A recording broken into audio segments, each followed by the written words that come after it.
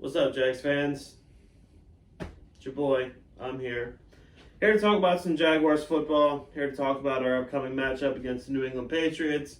Repping my Tony Baselli jersey, my vintage Jaguars hat, because today it was announced that he made yet again this is like the 6th year in a row that he's made finalist for the NFL Hall of Fame. And he most likely won't get it for a 6th time in a row because the poor soul played for the Jaguars, and that has pretty much cursed him when it comes to that. Although he should be, and Fred Taylor should be as well. But don't get me started on that. So the Jaguars are taking on the Patriots this upcoming Sunday. Well, at least half the Jaguars are. The other half is on the COVID-19 list. Good news is we won't have to watch Andrew Wingard play this Sunday because he was added to that list today. So that's a good thing. Unfortunately, Cam Robinson, I believe Brandon Linder, I believe Andrew Norwell as well. I could be wrong, but I think it's at least 2 or 3 starting offensive linemen are. Devon Hamilton's on there. I believe Josh Allen is still on there. Caleb on Chason's on there, which that's not really a loss. He wouldn't do anything anyway. Excuse me. So yeah, a lot of Jaguars are on the COVID list. The Patriots are going to win this game by probably 30, 40 points. It's going to be really ugly. To be honest with you, I wish that CJ Beathard was starting this game. Not because for the reason that some of you on Facebook and Twitter say that Trevor's a bust and we have a better chance of winning with CJ Beathard. I'm not talking about that stupidity.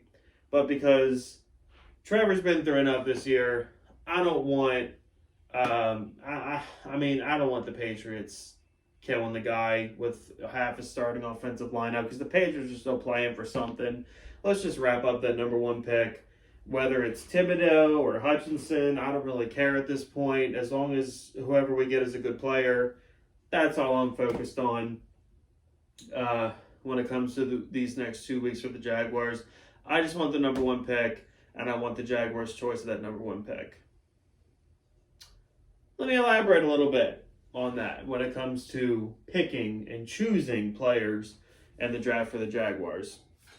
If you subscribe to me, if you are a fan of the Jacksonville Jaguars, and if you are on Twitter, and if your profile picture is not the clown emoji with Shad Khan's stupid mustache on it, you need to get on that, okay? You need to get on that. You need to join the movement. You need to get on it. We're going to, Jaguar fans have been just beaten and beaten and beaten, and we've had no voice. We have an owner who just is clueless and oblivious and does whatever he can to move this franchise back, okay? We need to make our voices heard. We need to make our voices heard. Screw the Patriots game. Screw the Colts game next week, okay? Screw football the next 2 weeks. Football's dead. Football's over, okay? Who cares? Jags are getting the number 1 pick. The next 2 weeks, they're going to lose. It's not even going to be close. Who cares? The Jaguars need to fire Trent Baalke, okay? Hashtag fire Baalke. Change your profile picture to the clown. Join the movement. Get on board. I'm on board. A bunch of other Jags fans are on board. You need to get on board too because something has to be done. Some people say, oh, it's stupid. What is that going to do? Made the news. Made the news. ESPN's talked about it. It's making headway. And eventually, it's got to reach Shad Khan. And it just all we can do is hope and pray that it'll click in his brain that, maybe retaining a guy who destroyed a good 49ers team and who has a horrific drafting track record, maybe keeping him isn't the best thing to do if I truly want to win in the NFL and if I truly want to build around my quarterback in Trevor Lawrence.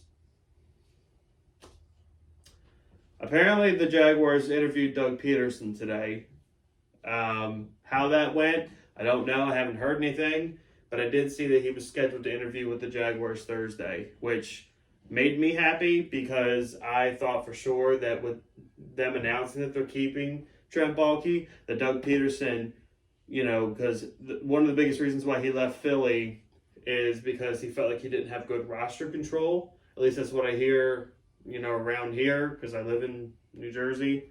I hear a bunch of Eagles stuff, and that's what I hear. So it shocked me that he even went on the interview, which is good. But just hopefully that didn't deter him, because although Doug Peterson isn't my first choice, I would not be upset if that's who's the Jaguars' next head coach, because the dude did just win a Super Bowl. When he was the coach for the Eagles were in the playoffs, I think, every year but one. And like I said, one of those years they won the Super Bowl. So why not? Give it a shot. I know this video is going to be titled Jaguars versus Patriots review. Even though it really hasn't been a review, I guess I'll review it. The Patriots are fighting for a playoff spot. Patriots have a really good defense. Mac Jones played solid as a rookie. Bill Belichick's the greatest head coach of all time. And the Jaguars look like a fourth preseason game squad right now. So the Patriots are going to annihilate them. There you go. There's your review. Change your Twitter profile picture. Tweet hashtag #FireBaalke. Put it down in the comments. Hashtag #FireBaalke. If you're not subscribed to this channel, subscribe to this channel if you love the Jaguars. And if you want them to fire Trent Baalke, subscribe to this channel. Like this video. Share it with other Jaguar fans you know. Share this video to Shad Khan himself. Somehow get it out there so he sees it. Change the Jaguars. Fire Trent Baalke. Go Jaguars.